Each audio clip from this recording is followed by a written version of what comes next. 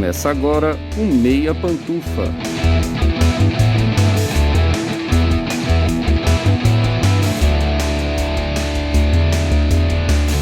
Bom dia, boa tarde, boa noite, boa madrugada, pessoal! Todo mundo com os fones de ouvido que tá começando o seu Meia Pantufa. Toda segunda às 5 da tarde no seu player favorito, embora hoje seja quinta. E esse é o nosso episódio 58. Eu sou o Luiz Leão e hoje eu tenho aqui comigo o meu amigo que dá mordidinhas no ar, Gustavo Azevedo. Oi, Gusta.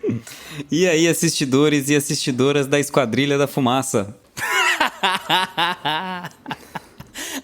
Bom, o Lucas não pôde estar com a gente hoje, mas essa bancada tá mais do que completa com uma convidada muito especial, a historiadora, podcaster, recém-influencer no TikTok, né? E também é plateia cativa de vôlei de praia, não é, Gabi?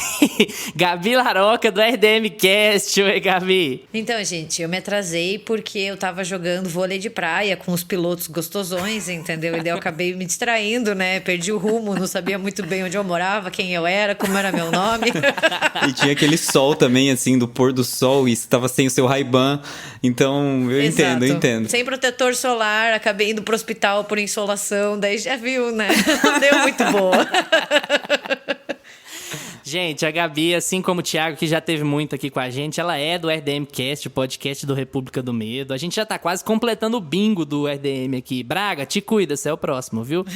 Bom, agradecer a Gabi, que a Gabi tá, pra usar um termo bem linkediniano, nós estamos saindo da zona de conforto, né, Gabi? Parar de falar de terror um pouquinho pra falar de vôlei de praia e futebol americano de ataque e defesa. Se for pra falar de futebol americano, a gente tá ferrado porque eu não sei absolutamente nada de futebol americano. Eu só sei que a bola é oval. O resto, sabe de lá como que joga, o que faz. E para muito, eu sei que para muito o jogo, esse é o ponto. O menino Tom Cruise já não é mais tão menino assim e chegou pra gente com uma continuação de um dos seus primeiros sucessos, o Top Gun Maverick. Enquanto no filme de 1986, Pete Maverick Mitchell era um piloto jovem, bonitão e arrogante numa competição com os colegas para decidir quem seria o melhor piloto da turma, mais de 30 anos depois encontramos um Maverick ainda bonitão, ainda arrogante, mas agora se tornando um instrutor da elite da aviação estadunidense. A gente hoje vai falar um bocado sobre os dois filmes, os que gostamos, os que não gostamos, e no final, se der tudo certo, a gente vai pro karaokê cantar Take My Breath Away. Dum, dum, dum. Antes de partir para o episódio, a gente tem alguns recadinhos importantes. Primeiro, se você é fã do Meia Pantufa, não se esquece de compartilhar os nossos episódios com os amigos, os parentes, os pets, porque isso ajuda demais o nosso projeto a crescer. Ah, e mais uma coisa, se você ouve a gente pelo Spotify, avalie o podcast aí no aplicativo. Tá logo no começo do seu feed, é só clicar no Meia Pantufa e dar pra gente as estrelas logo abaixo da descrição. Essa avaliação é muito importante pra gente. Sem mais delongas, apague as luzes, pega aí sua mobilete, seu óculos aviador, porque hoje é dia de pipoca e pantufas.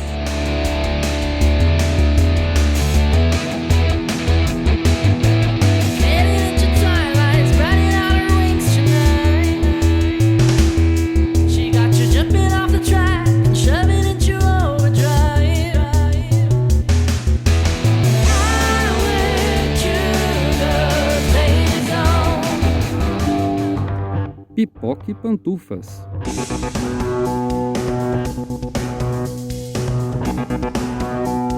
Bom, o primeiro Top Gun é de 1986, ele foi dirigido pelo Tony Scott. O Tony Scott só tinha um longa na carreira antes desse filme, que era Fome de Viver, com um elenco bastante famoso, né? Susan Sarandon, Catherine Deneuve, David Bowie. Você já viu esse filme, Gabi? Já, eu adoro esse filme. Nossa senhora, eu acho Fome de Viver um filmaço de vampiro. Ele tem uma história muito diferente sobre vampiros, assim. Ele tem toda uma estética diferente. É perfeito, assim. Eu acho que é um filme pra quem quer conhecer mais da filmografia do Tony Scott.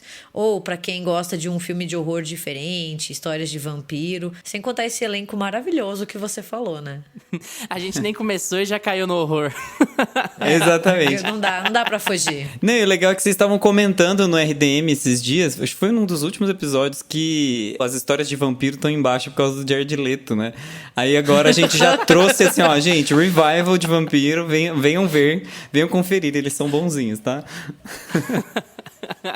E depois do Fome de Viver, logo o próximo longa do Tony Scott já é Top Gun, de 1986. A gente pega ali um Tom Cruise novinho, até mexeu no dente depois daquilo ali, claramente, né? Que tá começando ali sua carreira como galanzão de cinema, mas é um dos primeiros filmes, na verdade o primeiro filme que ele já dá bastante pitaco no roteiro, na produção, ele já se coloca no meio da história pra poder ser o Tom Cruise que a gente conhece hoje, né? Que é um produtor mais importante do que boa parte dos diretores que trabalham com ele. Gabi, você ainda lembra da primeira vez que você viu esse Top Gun? O Top Gun original? O que você achou dele na época? Você já tinha gostado dele de cara? Nossa, pior que é um dos filmes que eu lembro exatamente quando eu assisti. Exatamente não, porque eu não lembro o dia, né? Mas assim, eu tenho uma vaga memória da experiência. Mas eu tinha uns 14, 15 anos e eu tava em uma fase que eu queria conhecer filmes, né? Não só filmes de horror, assim, mas filmes, cinema, né? Eu comecei a me interessar por cinema. E a minha mãe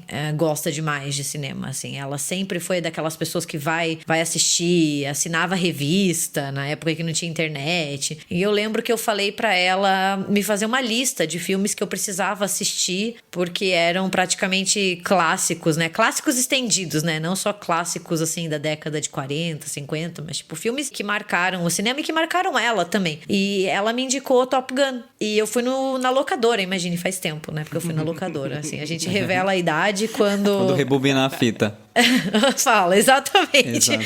Que foi na locadora. Já era época de DVD, então assim, menos mal, já não era VHS. E eu aluguei, eu acho que deve ter sido um final de semana, porque eu fazia essas maratonas, sabe? Saía sexta-feira à tarde, depois pegava uns 3, 4 filmes pra assistir no final de semana e assistia pra devolver no domingo. E eu peguei Top Gun e eu fiquei fissurada. E eu fiquei tão fissurada que eu fui atrás do DVD pra ter a minha própria cópia, a qual eu tenho até hoje, pra eu poder assistir em casa todas as vezes que eu quisesse. Eu já perdi a conta de quantas vezes eu assisti. E eu fiquei, assim, deslumbrada. Eu tava numa fase muito também de anos 80. Eu tava assistindo muitos filmes dos anos 80. E Top Gun é puro suco de anos 80. Trilha sonora, tudo. Então eu fiquei, assim, obcecada. E meio que eu sou obcecada até hoje, assim. É algo que as pessoas não sabem muito. Porque como eu falo muito sobre cinema de horror, eu escondo essas obsessões, assim, um pouquinho da vida pública. Foi na locadora, pegou a Hora do Pesadelo e Top Gun pra assistir numa sentada. Mais ou menos assim. Ô Gabi, eu tenho que entregar um podre aqui. O Gusta e eu, a gente tava conversando e o Gusta falou assim, gente, será que a Gabi gosta muito de Top Gun? Porque eu tenho que adaptar o meu discurso dependendo do quanto ela gosta ou não. E aí, Gusta, o que você acha? Nossa, eu tô super adaptando. Agora, praticamente, assim, a minha vontade é não ter discurso depois dessa... Ela fez uma ode. Eu não tenho problema com pessoas não gostando, assim. Eu acho que, tipo, é gosto, entendeu? Assim como tem filmes que as pessoas amam próximo de mim, eu acho uma merda, assim. Eu falo, puta, eu acho uma merda. Cinema é uma coisa muito subjetiva também. Eu acho que ela fala muito com que as nossas experiências, até a nossa fase, sabe? Tipo, hoje em dia eu vejo defeitos em Top Gun. Eu não acho que ele seja um filme perfeito. Eu acho que a gente tem que saber o que a gente tá assistindo. Ele tem todo um discurso, às vezes, meio problemático. Mas se você sabe o que você tá assistindo, não tem problema se divertir, assim, consumir como um filme de ação. Mas pode falar mal, imagina. Não vou sair puta daqui, não. É porque teve todo tipo um background gente. Emotivo, né? Assim, tipo... Então, eu lembro do dia. Eu cheguei em casa, joguei minha mochila no pé do sofá, Mas sentei. eu também tenho background emotivo com Titanic. Quando as pessoas falam mal, eu não fico brava, entendeu? Tipo, pode falar mal de Titanic. Nossa, o Titanic eu tenho background emotivo também. Nossa, enfim, tópicos para outro podcast. Outro episódio. Mas, vamos lá, eu assisti Top Gun agora, porque ia sair no cinema a estreia, eu queria assistir na estreia, e aí eu fui assistir Top Gun. Há um tempo atrás, a gente assistiu, pra comentar aqui no podcast, o Magnolia, que o Tom Cruise tá atuando, que inclusive muito que bem, e é um filme do Paul Thomas Anderson, é um filme cult, é um filme considerado, assim, uma balinha cult do passado, assim, né, não tão distante, do Paul Thomas Anderson, e aí parece que eu tava com essa imagem do Tom Cruise e o Top Gun na minha cabeça. E o Top Gun na minha cabeça era... Magnolia foi o primeiro filme do Tom Cruise que você viu? Não, eu já vi vários outros filmes do Tom Cruise, obviamente. Mas é porque o último filme do Tom Cruise que eu assisti era esse. Foi esse. E o Tom Cruise... A gente conhece Missão Impossível, por favor, né? Mas eu tava com essa imagem na cabeça, não sei porquê. E eu sempre tive na cabeça que Top Gun era um clássico, assim, muito renomado. Ele é um clássico muito renomado, mas eu imaginava Cultzão, né? Que ele era um filme muito diferente. Ele era mais cult. Eu imaginava que ele tinha uma pegada diferente. E eu sentei na frente da TV e eu recebi uma coisa imensamente oposta ao que eu tava esperando. Então eu tive um choque muito grande e eu falei assim, eu odeio esse filme. Eu não gosto desse filme. Eu acho que esse filme não... Sabe quando não atende suas expectativas? Realmente. Eu acho que você foi com as expectativas erradas, sinto te dizer. Totalmente. Mas você foi assistir, você foi esperando assistir um Magnolia e você recebeu o Tom Cruise de Missão Impossível. O Tom Cruise de, sei lá, Dias de Trovão, que também é do Tony Scott. Que é esse o Tom Cruise. É o Tom Cruise que mais faz sucesso, inclusive. É o que funciona, ele mais vende. Né? Até em Magnolia ele é um Tom Cruise bonachão, assim, um cara meio tosco, né? E aí, assim, depois que... Eu não sei se a gente já faz a ponte agora, mas eu já vou fazer minha ponte pra deixar bem claro. Quando eu cheguei no cinema e sentei pra assistir Top Gun Maverick, eu tava 100% preparado. Já parece que é um filme muito mais... Ele já fez muito mais o terreno dele, sabe? Parece que ele resgata muito a nostalgia, mas ele tá tão adaptado para os nossos tempos. Eu acho que esse Top Gun novo tá tão atual, não é à toa que ele tá fazendo tanto sucesso de bilheteria, né? E aí, quando eu terminei o Maverick, eu saí do cinema e falei assim, cara... Eu acho que eu entendi o que eu terminei de assistir aqui, o Top Gun, o primeiro Top Gun e o segundo Top Gun. Agora eu tenho uma linha construída na minha cabeça, mas eu continuo odiando o primeiro. Acho horrível. Depois a gente passa aí pelos motivos. Eu fui muito no seu espelho, Gusta. Fazia muito tempo que eu não vi esse filme, eu esqueci completamente dele. E aí eu fui rever sob a ótica a sua, que tinha odiado, que falou, não, detestei e tal. Foi a primeira coisa que você falou no grupo. E eu fui ver... sem a expectativa, e eu já tive uma abordagem diferente. Assim, eu acho que nem a Gabi, que é muito fã, vai discordar que o filme é bem brega, né? Especialmente o primeiro, ele é assim, bem brega. Como todo filme dos anos 80 que foi feito nos Estados Unidos, assim. Ele é puro suco dos anos 80, filme de ação. Exatamente. Guerra Fria, entendeu? Você pega... Mas eu acho que você compara ele com outras grandes franquias de ação lá, da década, como você pega o próprio Exterminador do Futuro e tal, ele tem um tom bem mais romântico mesmo. O Tim Maia diria mela cueca. Então, assim, quando a gente vai assistir, a gente tem que ir com isso em mente. Essa é a lógica. É exatamente o que o Gustavo falou, na verdade. A gente tem que ir sabendo o que a gente vai receber. Quando a gente vai sabendo o que a gente vai receber, a gente se diverte. Eu me diverti com o primeiro filme. Eu acho que ele tem um quê de filme sem rumo, que até que eu gosto, sabe? Ele não tem um objetivo, uma grande missão, não sei o quê. Ele é sobre um grupo de amigos ali conversando. Eles não são amigos, mas... Ele é sobre um grupo de pessoas, colegas de trabalho ali, que estão conversando, que estão disputando, eles dão risada. O filme é muito leve quando a equipe tá toda junta, né? Eles riem, eles se divertem, eles brigam. E tudo naquele clima de camaradagem, né? Chamar de camaradagem, um filme da aviação americana na Guerra Fria. Enfim, então, assim, ele é um filme que passa muito bem, assim, muito tranquilo por conta desse clima leve que ele tem. Curioso, a gente tá falando sobre isso em tempos de Stranger Things. Nosso último episódio foi sobre isso, né? Que é aquela mesma coisa. Stranger Things também tá cheio de defeito, mas você vai vendo e você, caramba, mas é tão bom assistir isso aqui, é tão leve, você fica tão tranquilo, né? Eu acho que isso é o mais importante quando você vai assistir filme estadunidense de anos 80, ou que retrata anos 80, como é o caso do Stranger Things. Vai ter muito defeito. E vai ter muito desse discurso problemático, assim, que os Estados Unidos colocam. E, pô, a gente tá falando de um filme que é sobre aviadores da Marinha, né, ali. É óbvio que vai ter um discurso anticomunista, anti-URSS, anti-Rússia, né? Mas eu acho que Top Gun, ele funciona muito bem como um filme de ação.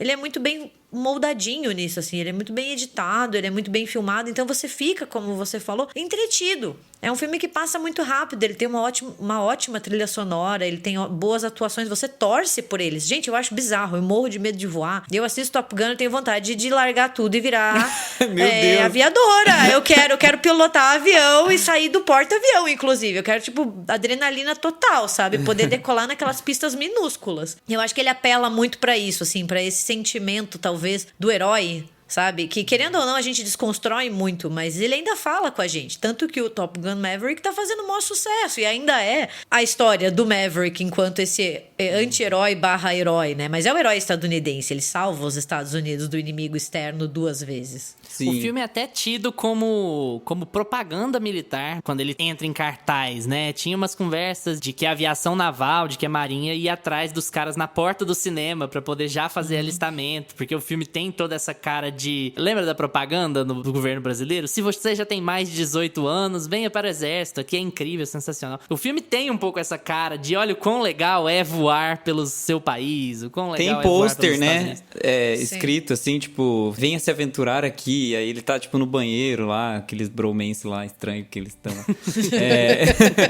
E aí, eu concordo super sobre a narrativa. Dentro do primeiro, principalmente, essa narrativa funciona muito bem entre o bem e o mal. Aqui no Maverick atual, eles precisaram deixar tudo mais dentro da própria equipe. Muito mais o conflito dentro da equipe do que fora, para poder construir uma tensão, porque a gente não acredita muito mais tanto nessa balela, né, de bem versus mal, então eles precisaram construir outro tipo de tensão ali, apesar de estar presente. Mas eu acho que, em especial, e aí a gente tem que levar em conta a época que o filme foi feito. Eu não gosto da ação do primeiro filme. Eu acho ela mal localizada no espaço. Eu acho ela geograficamente muito complexa, assim. E isso porque é um filme de avião, né? É um filme complicadíssimo de ser feito. Eu acho que assim, se eu fosse diretor e alguém me desse Top Gun pra fazer, eu falava assim, não. Eu não vou pegar esse filme, porque eu não saberia como filmar. Eu não saberia como localizar as pessoas geograficamente, assim como foi feito muito bem no segundo.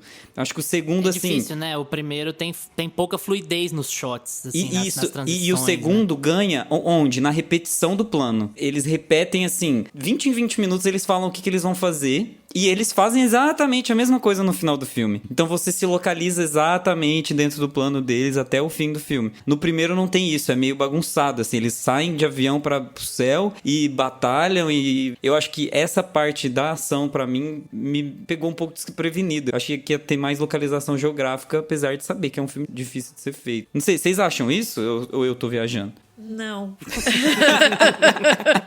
Beleza, próximo toque.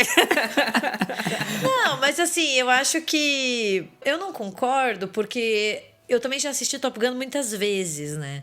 Então, daí, pra mim, eu sempre assisto, eu já conheço demais a história. Então, talvez eu já tenha me acostumado a um ponto de que certas coisas, numa primeira vez, e quando eu assisti era muito nova, também eu não estudava, não pesquisava, não trabalhava com cinema, né? Eu assisti mesmo assim como uma coisa mais de fã. Então, pra mim, o que me prendeu era mais a narrativa, num sentido assim. E daí é uma narrativa muito centrada no Maverick, né? No Tom Cruise, os dois filmes são. Então, não me incomodou. E todas as vezes que eu revi, eu já sabia, né? Então eu não sentia esse estranhamento ou essa transição problemática, sabe? Pra mim sempre funcionou muito bem, mas eu concordo, eu acho muito difícil fazer um filme desses, assim. E eu tiro um pouco meu chapéu pro Tony Scott, porque ele fez esse filme na década de 80 e ele fez muito bem, assim. Sim. Você vê que Top Gun, ele, tanto o primeiro quanto o atual, eles não usam muito CG, assim, tipo, eles vão na raça filmar, e eu acho isso, nessas duas épocas, algo muito corajoso, assim, de fazer, e eu gosto muito do resultado final de ambos, então... É difícil avaliar, assim, por conta das limitações técnicas, né? E tem uma outra coisa, se isso tivesse sido tão problemático,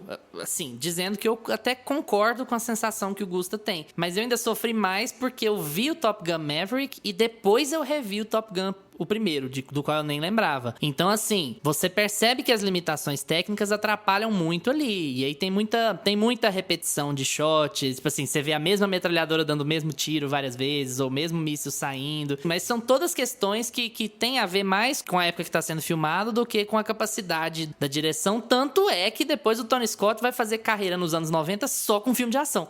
Então, assim, alguma coisa certa ele fez, né? Então ele foi bem nesse caminho. E ele leva o Tom Cruise em 1990 pra fazer uma repetição de Top Gun, só que daí na NASCAR, né? Porque daí é em corrida de carro, e daí eles fazem Dias de Trovão, que é quando ele conhece a Nicole Kidman, inclusive, né? E daí eles vão desenrolar o romance. E é muito uma tentativa de refazer o sucesso de Top Gun. Dias de Trovão é legal, mas também não é tão impactante. Apesar de ter uma música muito boa, viu? Eu gosto bastante da trilha sonora também do Dias de Trovão. Talvez o Tony Scott fosse fadado a fazer grandes filmes de ação com ótimas trilhas sonoras, porque... Talvez. talvez. Não, gente, tem Cher, tem David Coverdale do Whitesnake em Dias do Trovão, é muito bom. Tem, acho que até Elton John, se eu não me engano. Eu não conheço esse. Na verdade, eu conheço pouquíssimas coisas do Tony Scott. Eu fui dar uma pesquisada pra ver que, assim, ele tem uma carreira de filmes bastante estáveis, inclusive, na avaliação de público com relação à ação. Tem pouca coisa que vai fora do prumo, assim, né? Mas tudo isso pós-Top Gun. Ele conseguiu construir o nome dele ali com cinema de ação logo de cara num filme já muito complicado, como o Gusta disse, né? Que é a filmagem de avião. E aí eu acho que a gente pode, falando um pouco sobre isso, fazer os paralelos com o Top Gun Maverick, porque foi assim, um estrondo. É claro que a gente tem métricas diferentes que a gente precisa considerar, né? Não é, crítica não define tudo, nem público define tudo, não é tudo um misto, né? Mas a recepção que Top Gun Maverick tem antes de entrar nos cinemas, os críticos e quem tá analisando, é uma coisa assim, é sério, gente? Vocês estão falando que esse filme vai ser tipo o filme do ano, é essa que é a pegada? E aí você vai ver e você sente isso, né? Você sente muito isso, especialmente quando eles estão no ar. Como a Gabi já falou um pouco, é fantástico quando eles estão no ar, né? O Top Gun novo, o Top Gun Maverick, ele é incrível quando eles estão no ar. O Kosinski faz um trabalho impressionante aqui. É bom lembrar, inclusive, que o Kosinski tem 2 grandes filmes de ação. Ele trabalhou no Tron, em 2010, e ele trabalhou com o Tom Cruise em Oblivion, em 2013. Que, assim, é um filme que eu não gosto tanto, mas em termos de ação e de visual, ele é bem bom. Então, assim, já estava bem credenciado. O Tron, por exemplo, ele pegou aquela breguice dos anos 80 e conseguiu transformar em algo palatável no século XXI, né? Então, por isso ele pegou. Top Gun talvez seja o meu próximo filme. Talvez ele esteja fadado a refazer as breguices, mas sem descaracterizá-las, entendeu? Tipo, eu acho que esse talvez seja o maior ponto positivo do Top Gun Maverick. Ele traz a história do Top Gun, ele traz a história do Maverick para uma geração que talvez não conheça Top Gun, ao mesmo tempo que ele se mantém fiel para a geração que conhece. Então ele consegue acertar vários públicos, e eu acho isso muito inteligente da parte deles, assim. O filme é uma carta de amor para os fãs do filme original, tem toda aquela relação, a gente consegue ver várias cenas sendo refilmadas ali, você consegue fazer as relações, tem todo o desenvolvimento da história, mas ele também funciona como um filme solo, você não precisa necessariamente assistir o filme de 86 para entender o que está acontecendo nesse. Claro que assistir o primeiro faz com que a experiência seja mais rica, né? Assim, eu acho que você sai um pouco mais entretido. Mas você pode assistir como um filme solo de ação que você sai satisfeito. Então eles conseguem apresentar também o filme para uma nova geração que vai voltar pro de 86 agora para ver como seria o Maverick antes, ou querer conhecer o tal do Goose que todo mundo fala no filme, mas não tá ali, né? Uhum.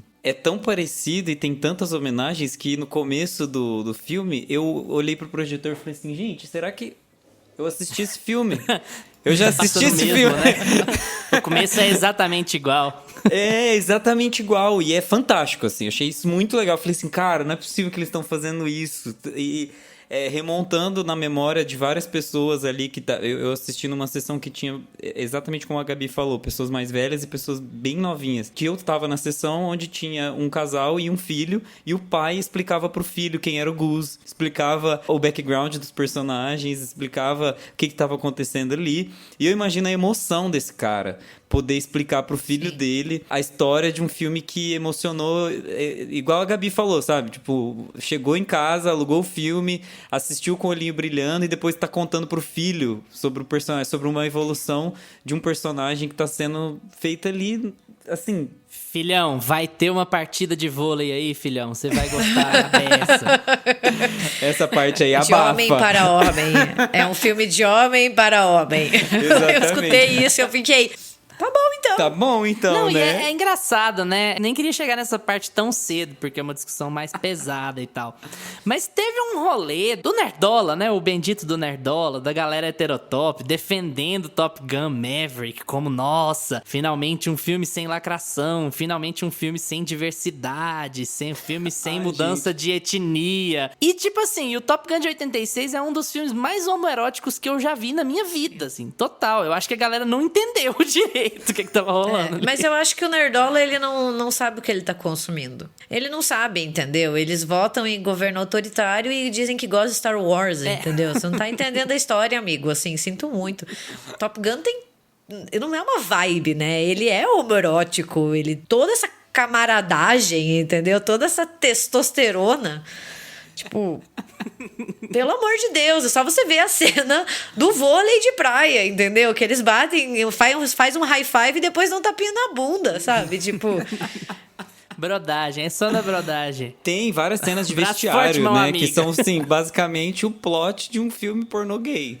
É assim, não dá, gente. É muito escancarado mesmo. É muito escancarado mesmo. E no segundo, assim, eu senti que não foi, assim, nesse nível, sabe? Eu achei que teve uma suavizada. Acho que o primeiro é muito mais...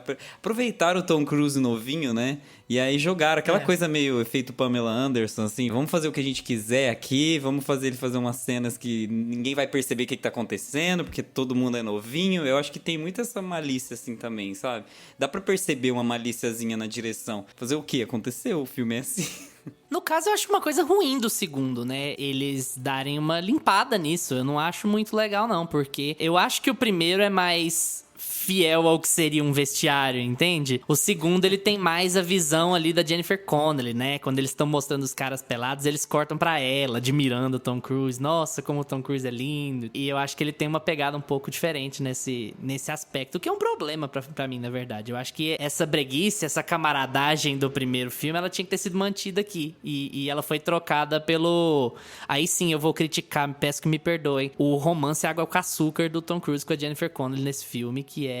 É um romance quase adolescente, né? Eles colocam uma coisa super inocente, romântica, quase que não é carnal, sabe? Quase não tem, assim... Mesmo quando eles transam, é uma coisa extremamente água com açúcar. Não me incomoda, assim, mas tipo, eu acho ok. Pelo menos, eu vou ser bem sincera, pelo menos eu fiquei feliz do Tom Cruise estar contracenando com alguém da idade quase dele, entendeu? Exatamente. Porque o meu medo, e tipo, a gente sabe como ele adora... Ele vai fazer 60 anos, né, em 2022. E ele adora fingir que ele tem, tipo, 30 ainda, né? E ele quer contracenar com meninas de 20, porque a gente sabe como Hollywood funciona. Então, quando eu vi que eles escalaram a Jennifer Connelly, e ela tem 51, 52 anos, você fica um pouquinho mais relaxado, assim. Você fala, ok, pelo menos não colocaram lá uma menina de 25 anos pra ser o par romântico do Tom Cruise nesse filme, porque é só muito estranho, né? Mas é um romance muito, muito puro, assim, né? Tipo, é aquela coisa... Ai, o amor que foi perdido, porque eles já se conheciam, deles se reencontram. Então fica uma coisa bem suave. A impressão que eu tenho é que eles não querem dar muito protagonismo pro romance, mas eles também não querem deixar eles sem um par romântico, sabe? Então eles ficaram naquela dúvida entre o que fazer. A gente não pode dar muito destaque, porque o destaque do filme é a aviação, né? São os pilotos, é ali a escola, é Top Gun. E a gente não pode refazer o primeiro, né? Que ela trabalha ali dentro, né? Então a gente tem que fazer uma coisa de fora pra ele ter um romance, mas que também não roube muito a cena. Sim. Uhum. Eu acho que o filme é bem suave nessas... Usar uma palavra que você usou, suave nessas questões, de transportar ele pra 2022 em certos aspectos. Por exemplo, ele é muito suave nessa questão de ter uma parceira que é mais ou menos da mesma idade. Ele é muito suave com a presença da Phoenix no grupo. Ela é uma parceira deles como qualquer outro. Não tem a cena do tipo, agora eu vou colocar o antagonista aqui pra falar pra ela, você não consegue, você é mulher. E aí, tipo assim, pra você criar aquele ranço do personagem. A fala existe só pra criar o ranço do personagem, sabe? Esse tipo de coisa não tá aqui. E é muito sutil, é muito suave como eles trabalham isso. E, beleza, é a nova equipe Top Gun. Ela é diferente, ela é adaptada aos tempos modernos e ela funciona.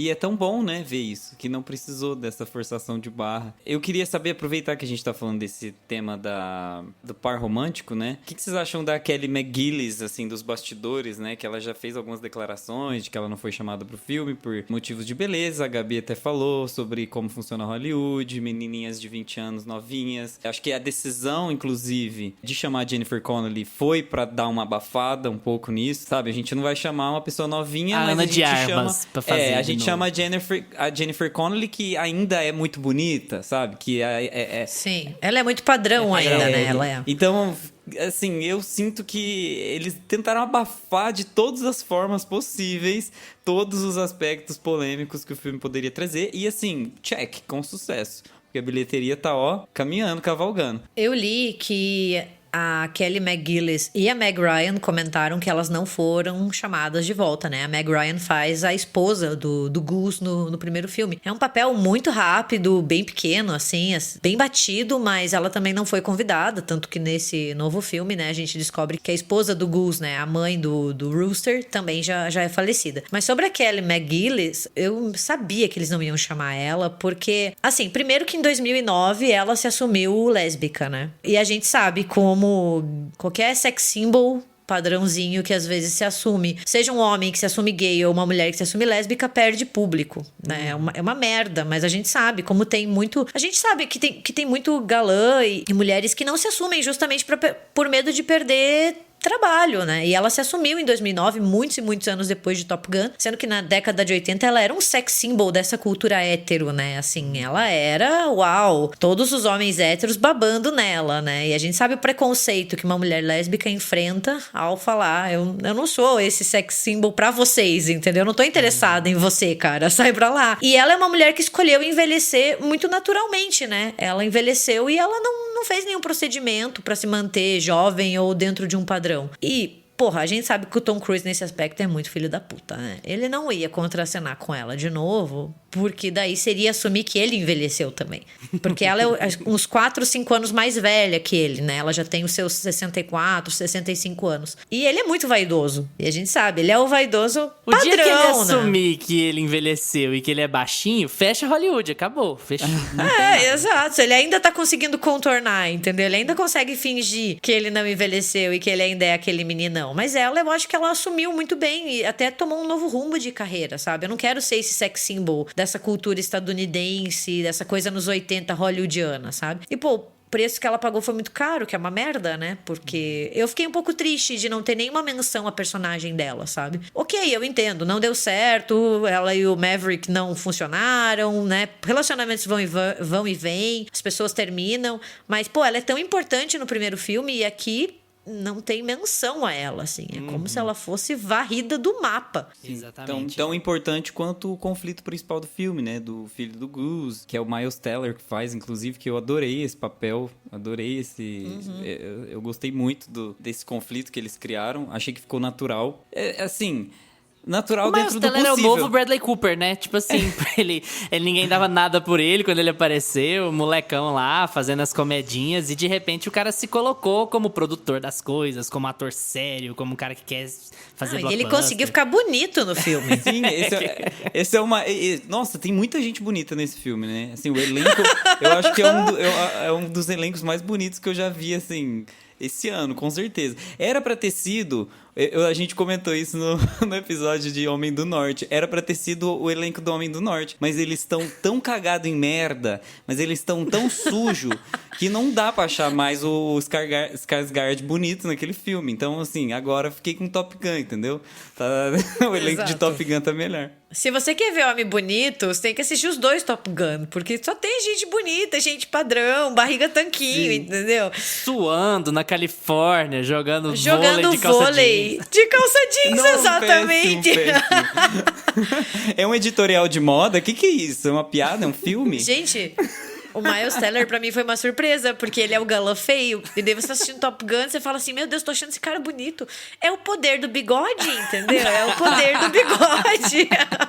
Obrigado. Você acha que o Tom Selleck fez tanto sucesso por tanto tempo, né? Quem tem o elenco mais bonito, Top Gun 1 ou 2? 2, porque o John Hamm tá aí, né? Vamos fechar em John Hamm? Vamos fechar em John Hamm?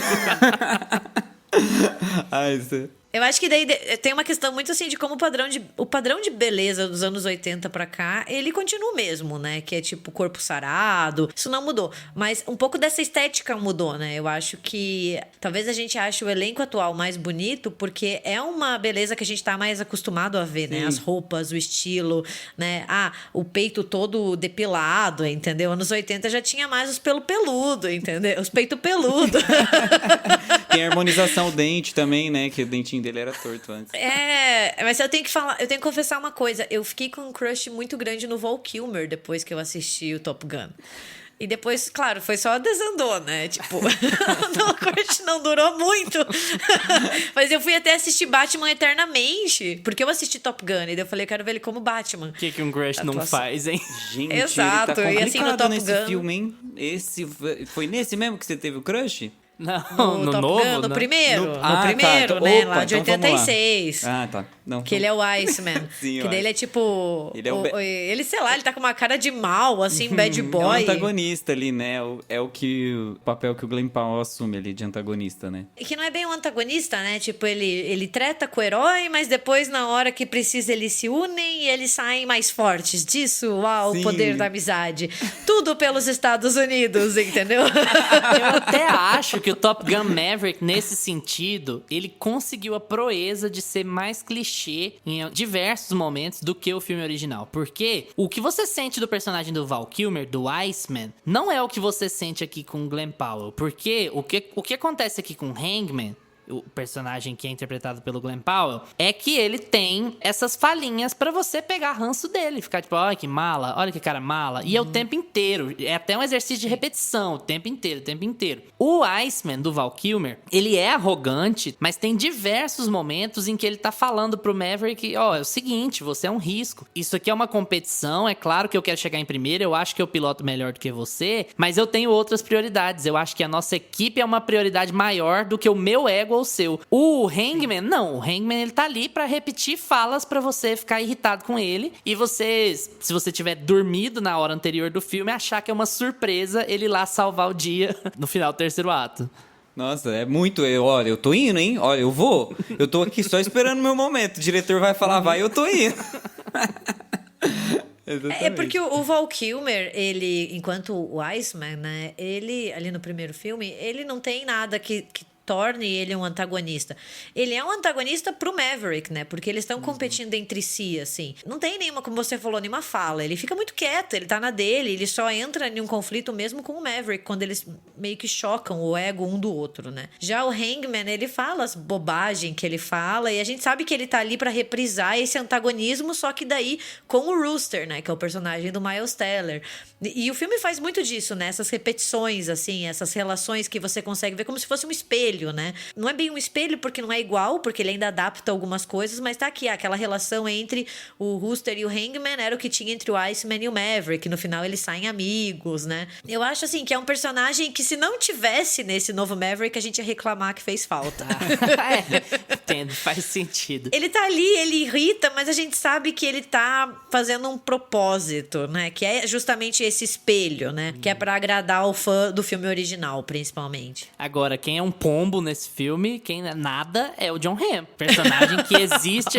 Ó, John Hamm, vou te dar esse papel aqui, você vai ganhar aqui seus milhares de dólares e o seu papel é não gostar do Maverick. Beleza? Ah, quais são minhas falas? Ah, não sei, pensa aí, faz aí da sua cabeça suas mas falas. continua Se sendo for um contra o espelho. Maverick, tá ótimo. Continua sendo um espelho. Tinha o cara lá que derrubava o café no primeiro filme, que ficava nervoso quando ele passava, não podia sentir o cheiro do Maverick, sabe? Aquelas coisas. É um espelho. E é legal a gente ter falado dessa questão dos espelhos, porque, na verdade, eu senti uma coisa ainda melhor nesse filme, que foi, esses espelhos, eles servem pra uma fonte de observação do personagem do Maverick, pra ele poder olhar como era o passado dele, como as coisas se repetem naquele mundinho que ele viveu e que ele aprendeu e que ele tá cansado de saber quais são as regras e como fugir das regras, né? E ensinar a equipe a partir daquele contraponto de vida que ele mesmo teve, né? Daquelas experiências de vida que ele mesmo teve. E isso é muito legal nesse filme. Eu achei, assim, sinceramente, eu acho esse segundo filme assim, muito superior ao primeiro, porque ele consegue adaptar muito bem e trazer muito pra nossa realidade, sabe? Não sei, eu acho que eu me desloquei um pouco quando eu assisti o primeiro, pra ser sincero.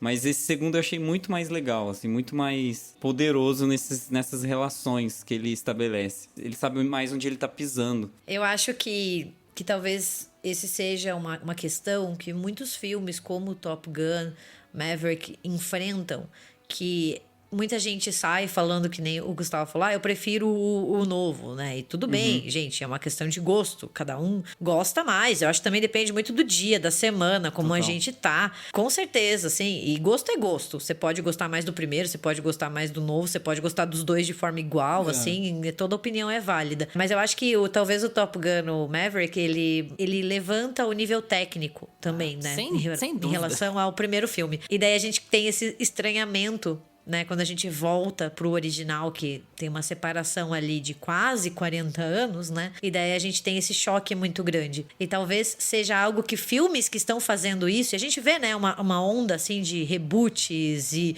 sequências legado. Do Top Gun Maverick não é nada disso, né? Porque ele não é um reboot, ele também não é bem uma sequência, né? Ele é ali, sei lá, um puxadinho do Top Gun original que deu muito certo, né? Mas a gente tá nessa era, assim, dos reboots, das sequências legados, desses filmes que vêm muito tempo depois e fazem muitas referências, muitas homenagens ao seu original, tipo Halloween de 2018, né? Talvez isso seja um problema pro original, porque muita gente que não assistiu o original volta pro original com o padrão do novo e causa esse estranhamento, sabe? Eu fico pensando muito em Halloween, porque o primeiro filme de 78, ele é bem parado, é um dos primeiros slashers, então ele tem essa coisa técnica ainda se desenvolvendo, né? É um filme de baixo orçamento. Você volta de 2018, que daí já tem muito mais técnica, muito mais dinheiro envolvido, muito mais, assim, tecnologia até. Quem nunca assistiu de 78 é capaz de ir com muita sede ao pote, falando, cara, eu gostei muito do de 2018, eu vou assistir o de 78. E fala, putz, acho que eu gostei mais do de 2018, não é tão bom assim, sabe? Rola esses estranhamentos. Eu acho que até é um estranhamento geracional, assim, porque a gente tá voltando pra uma tecnologia diferente, uma forma de fazer cinema diferente. O Halloween de 78 é fantástico. Mas assim, em termos de ritmo, por exemplo, eu acho que é até mais comparável o Halloween de 78 com o It Follows, né? O Corrente do Mal, que ele também é um filme que tem um ritmo muito parecido com o Halloween do Carpenter lá de trás. E que, assim, que é um filmaço, né? Ele é um filme que consegue pegar essa estrutura, esse ritmo, esse modo de edição e transpor para o século XXI e, assim, funcionar 100%. Eu gosto muito dos dois filmes, inclusive. Por isso que eu acho o estranhamento do Gustavo muito comum, assim. Eu acho que é uma coisa que a gente vai ver cada vez mais, assim. Principalmente quando você não assistiu o original, né? É difícil pra mim falar, porque eu já assisti o original. E daí a gente cria todo aquele carinho por Top Gun. Sei lá, eu vou fazer 30 anos. Então faz o quê? 15, 16 anos que eu assisti Top Gun pela primeira vez. Faz muito tempo, assim. Eu era outra pessoa, outra vida. Eu acho que tá sendo cada vez mais comum, assim. As pessoas voltarem, você assiste o filme mais recente, volta pra ver os mais antigos, né, ou o original, e tem esse estranhamento, até a câmera, né, até a tecnologia de filmagem mudou, então você pode ficar assim, nossa, essa imagem tá mais feia, sabe, não tá em HD, por exemplo, não que seja o seu caso, né, eu sei que é um outro olhar, mas tipo, eu tô falando mais de quem vai nem pra produzir conteúdo ou casual, fazer crítica, assim. O espectador que vai lá e daí volta e fala, putz, achei mal filmado, sabe, gostei mais da dinâmica do novo, porque tá mais dentro do nosso padrão de narrativa também. Com certeza. Eu acho até muito curioso, porque as coisas que, pra mim, do meu ponto de vista, são menos gostáveis do primeiro filme, elas estão no segundo, que é um tom meio entrecortado da história. Quando os personagens estão no chão, a coisa é meio caricata, sabe? É meio brega, acho que não tem outra palavra, é a palavra que eu usei lá no começo. É meio brega. Tem toda aquela questão, você tem que assistir o filme pelo que ele se propõe. Você não vai assistir Velozes e Furiosos 46 pensando, nossa, eu vou ver o novo filme do Eggers. Você não vai. Se você for, você vai quebrar a cara feio. Então, assim, eu acho que dentro do que o filme se propõe, ele entrega muito bem. Só que eu acho que o filme de 2022 poderia ter sido um pouco mais ousado, assim, nas histórias, no texto, sabe? Quando eu saí do cinema, eu fiquei muito com a impressão de que o filme só funciona de verdade quando ele tá no ar. Depois eu fiquei pensando sobre isso, até a gente pensa, reavalia o filme, até comecei a passar um pano. Falei, não, a história não é tão ruim assim. Tem aquela homenagem ao Val Kilmer, né, que tá doente e tal, e isso acabou com a carreira dele e tal, acabou com a saúde. Mas eu fiquei muito com essa impressão. Tem uma coisa que me incomoda muito no novo, que ela não devia estar lá, que é o excesso de massagem no ego do Tom Cruise.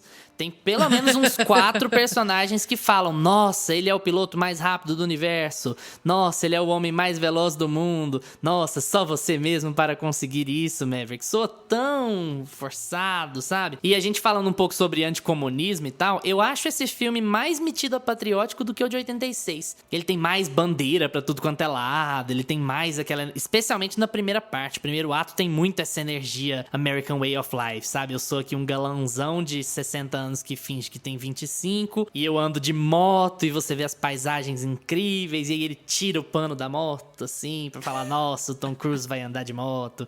Então, assim, ele tem toda essa energia. Gente, me amem, eu sou muito gostoso, me amem, lembrem que eu sou incrível. Então, assim, quando o filme para de fazer isso, do segundo ato pra frente, ó, não preciso mais te alisar, eu já sei que você voa Mach 10 e tal, ó, beleza. Vamos pra história, vamos pra ação. Aí, ele é impecável, assim, ele é...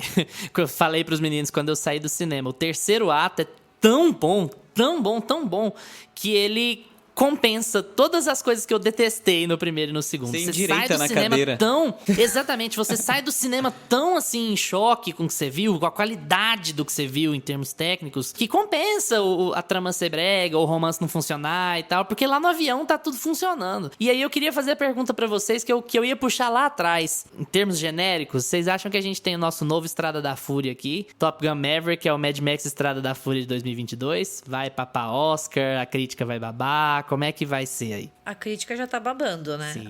Eu não vi, assim... Talvez seja o que eu consumo também, né? Porque a gente cria a nossa própria bolha. Mas eu não vi uma crítica negativa falando que esse filme é uma merda. Também não. Eu não vi isso, assim. Eu vi só gente enaltecendo o filme, falando que é muito bom. E vi críticas diversas, assim, apontando diversos pontos, e todo mundo chega na conclusão de que é um filmaço, assim, um filmaço de ação, né? Eu acho que é isso que a gente também tem que entender.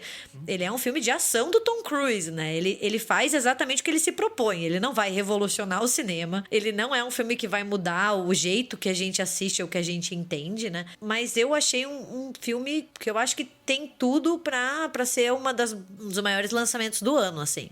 Em questão de filme mainstream, né? Tô falando assim, de filme hollywoodiano, de ação, aquela coisa bem de marketing, né? Tanto que o Tom Cruise se recusou a fazer com que o filme saísse no streaming. O filme tá atrasado, né? Eles seguraram, porque eles queriam lançar no cinema. E eu acho que foi uma decisão muito sábia. Muito.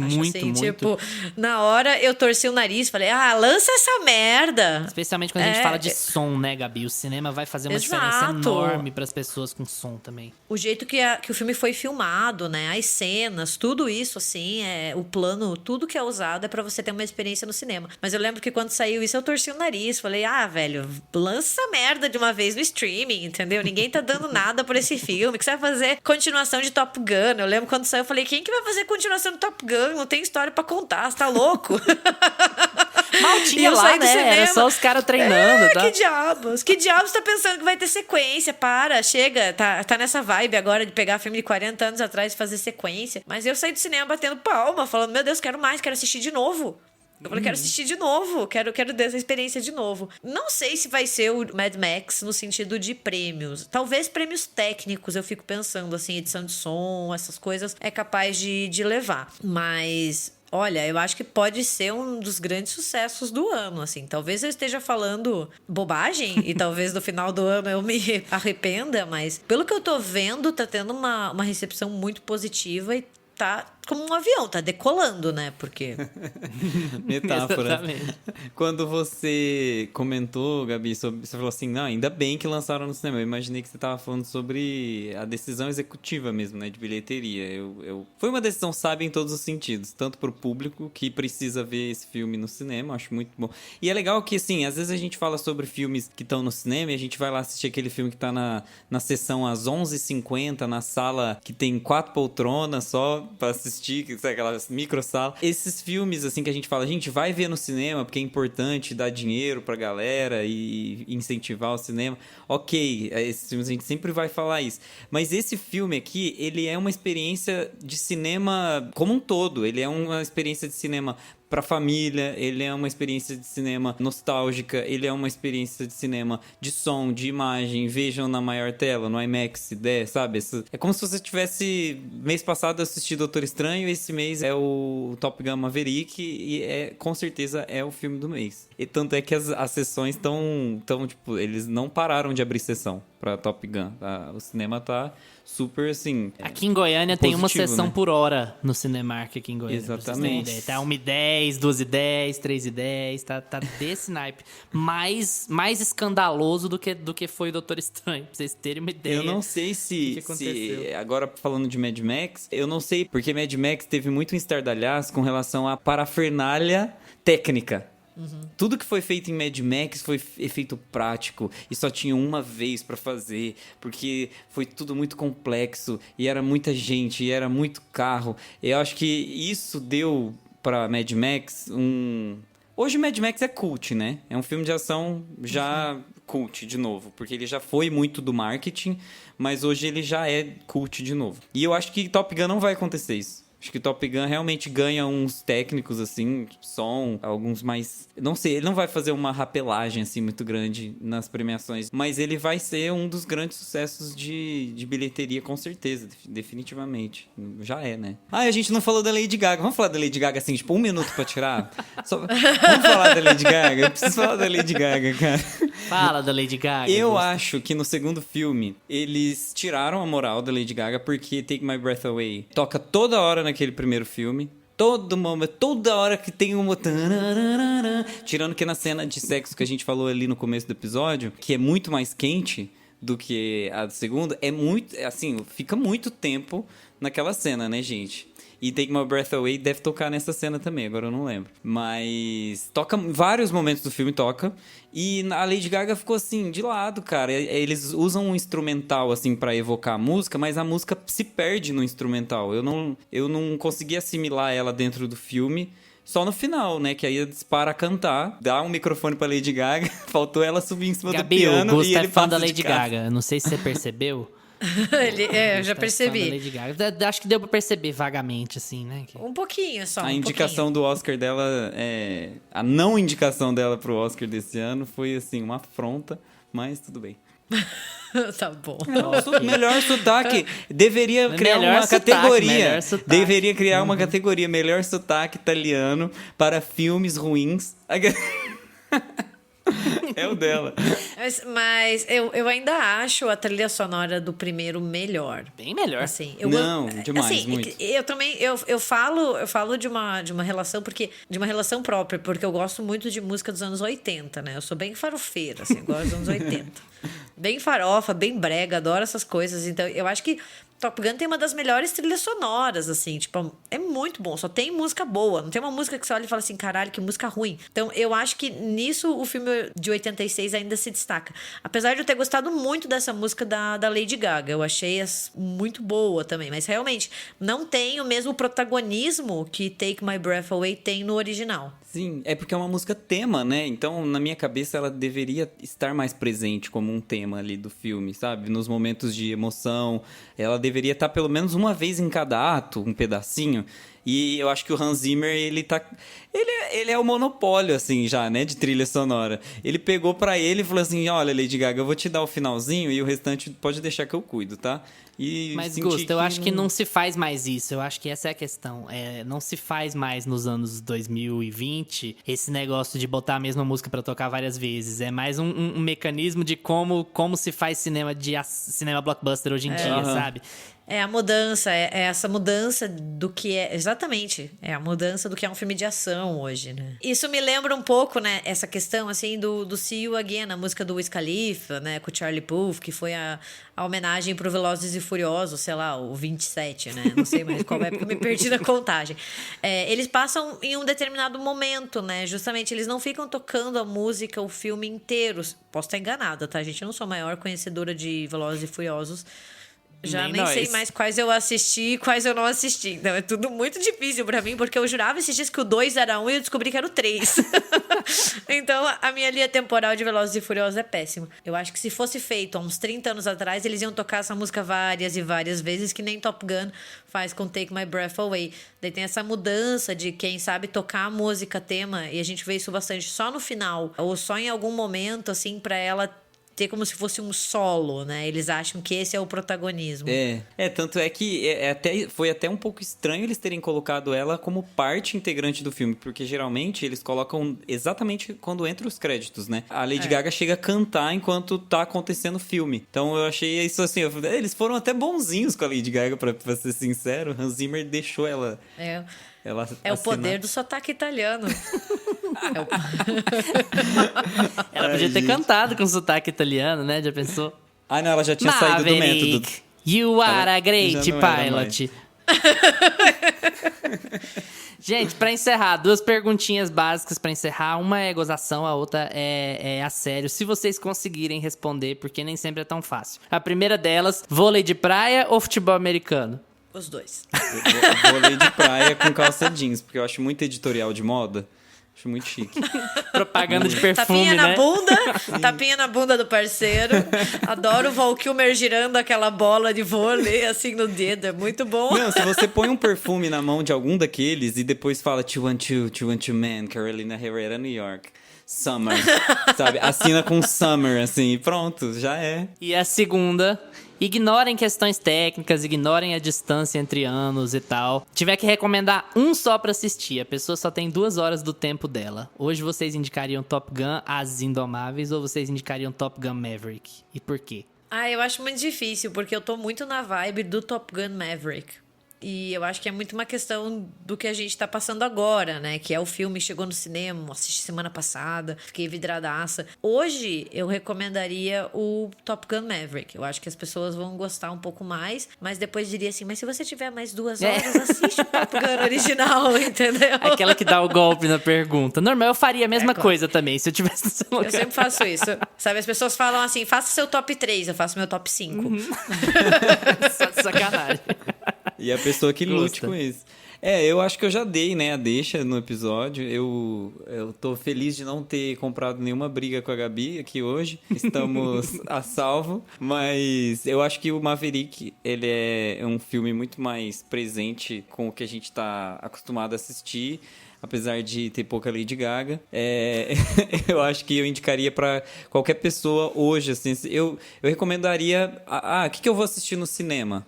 Se o Homem do Norte tiver saído de cartaz, vai assistir Top Gun, sabe? Com certeza eu falaria isso pra pessoa. É um filmaço pra assistir no cinema. Filmaço não, porque o Luiz, quando eu falo filmaço, ele fica grilado com isso. Mas você nem gostou tanto do filme e você fica chamando as coisas de filmaço. Mas assim, em tela, é um filme muito grande, né? É um filme que agrada muito. Você sai satisfeito. Então, pra mim, é o básico do cinema, né? Você sair dali satisfeito. Eu indico o Maverick. Se puder, se tiver condições, vá ao cinema ver. Que a gente sabe que cinema não é barato, né? Mas se tiver condições, vá ao cinema ver, porque na sua TV não vai ter a mesma graça. Gabi, muito obrigado pela sua participação. Muito obrigado pra gente dar essa janela pra gente falar de Top Gun, sair um pouquinho do horror, né? Fala um pouquinho pra gente dessa nova vida de TikToker que você tá tendo aí, dos seus projetos, contatos, Twitters, Instagrams, RDM. O que você quiser falar mais de vôlei de praia, de slasher, tá à vontade. Não dá, deixa que eu fico falando de vôlei de praia e depois de futebol americano por umas 3 horas. Não, gente, eu que agradeço o convite. Espero que tenha sido legal, que eu não tenha falado besteira, nem tenha sido a fã chata, né? Porque a gente às vezes se deixa levar pelo nosso julgamento de fã, né? E fã é uma desgraça para qualquer coisa. Mas eu que agradeço o convite, eu fiquei muito feliz. Também fiquei muito feliz de poder conhecer vocês, conhecer o podcast e sair um pouco do horror, né? Para quem não me conhece, eu sou historiadora, sou pesquisadora de cinema de horror. Trabalho com o gênero na internet faz algum tempo, né? Então eu faço podcast, eu sou podcaster lá no RDMcast, que é um podcast exclusivo do Spotify, onde a gente fala sobre horror nas suas mais diversas faces, né? Principalmente na história e na cultura, porque nós somos historiadores, então é isso que a gente faz. Toda quinta-feira, para quem quiser ir lá conhecer. E nas redes sociais, eu tô no Twitter, no Instagram e agora no TikTok, sofrendo uma crise geracional muito grande, porque eu percebi que eu tô velha, né? Eu faço 30 anos esse ano e eu senti, assim, que, tipo, realmente eu fiquei velha. E você me encontra nessas 3 redes como Gabi M. Laroca com 2 Cs. Gabi, muito obrigado pela sua participação, muito obrigado pela sua presença. Espero que você tenha gostado desse papo, foi muito legal Adorei. receber você. Me chamem mais vezes. Chamaremos. Eu sou bem cara de pau. Podem me chamar mais chamaremos vezes quantas vezes quiser. Inclusive, se você não tiver enjoada do tópico já, eu estaria doido pra discutir Carrie por 4 horas com você, num episódio super especial, pra quem não sabe. Nossa, Gabi, você sabe alguma coisa sobre Carrie? Você tem alguma coisa assim na área? A minha dissertação de mestrado é sobre Carrie, sobre Halloween e sobre Sexta-feira 13. Então, praticamente invoco o espírito quando falo de Carrie, de tantas vezes que eu já falei. Mas eu topo, é só me chamar. Beleza. Pra me preparar psicologicamente também. Beleza, já tá marcado, falta só fechar a data. Me chamem pra falar sobre temas que eu nunca falei, sobre temas que eu não costumo falar. Aí, Luiz, vamos falar sobre o seu TCC, vamos falar sobre a sua dissertação e sobre apenas coisas assim leves que foram feitas. Como que é fazer uma dissertação, Gabi? É tranquilo, né? Nossa, eu acabei de sair de uma tese. A tua saúde mental vai pro ralo. Muito bom, recomendo. Recomendo pra quem quiser pisar Não, mas ó, no cérebro. eu falo sobre... Eu gosto de cinema, né? Assim, a minha especialidade é cinema de horror, é o que eu mais amo fazer, é o que eu mais entendo. Mas eu amo falar sobre cinema no geral, assim. Então, se algum dia quiserem, é só chamar. Vai ser uma honra. Já tá voltar. mais do que convidada, tá? Já, só fechar a data.